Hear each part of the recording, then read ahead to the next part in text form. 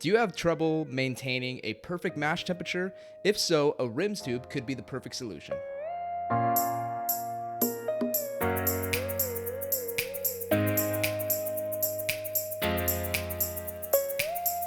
Today's video is all about maintaining a perfect mash temperature while utilizing a RIMS tube. So what is a RIMS tube? RIMS stands for Recirculating Infusion Mash System.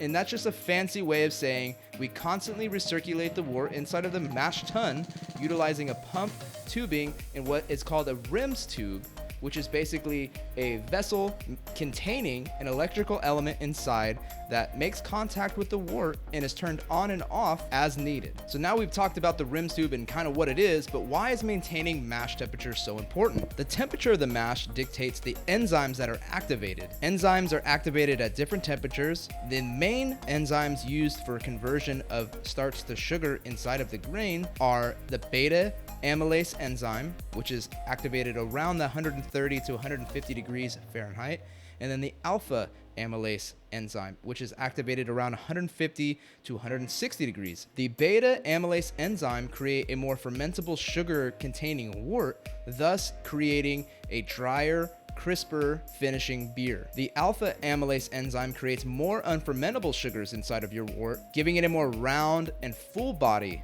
to the finished beer. Time it takes to convert these starches to sugar is not only temperature dependent, but time dependent. On the lower end of the spectrum, in that beta amylase range of 130 to 150, sometimes full conversion of starch to sugar can take anywhere from an hour to 2 hours, though on the alpha amylase enzyme range, which is 150 to 160 degrees Fahrenheit, it can be fully converted within 20 to 30 minutes. It's common for brewers to shoot for around 150 to 152 degrees Fahrenheit in their mash. Why is that so common? Well, it's kind of the middle of the road when it comes to mash temperature. It gives you a little bit of the beta, it gives you a little bit of the alpha, thus creating a medium-bodied beer that's not too dry and not too full. Now that you can see why it's so crucial to maintain a constant mash temperature throughout the entire duration of your mash, let's talk about how the RIMS tube can be utilized to help you do that. So we kind of briefly touched on the RIMS tube, but basically again, it just constantly recirculates through your mash. The element turns on and off depending on the temperature output and the setting that you have on your temperature controller, keeping a constant and stable mash temperature for the entire duration. When you have a recirculating mash, you have a very even flow of wort throughout the grain bed, thus having the potential to give you a better extraction efficiency. I usually was sitting around 70% for my mash efficiency. After utilizing the RIMS tube though, it has bumped up to about 80 to 88%, which is drastically better than before. Though on a homebrew scale, it's not too crucial on what your mash efficiency is, other than bragging rights, maybe for you nerds out there. But really, when you start to scale up to 10, 15, maybe even 20 gallons, you know, a 10 to 15% increase on your mash efficiency greatly reduces the overall cost for your grain bill for each batch, which will add up a lot a year's worth of brews. And not only does it keep a constant stable mash, you can perform step mashing with the click of a button depending on your temperature controller, and it potentially increases your efficiency in the mash.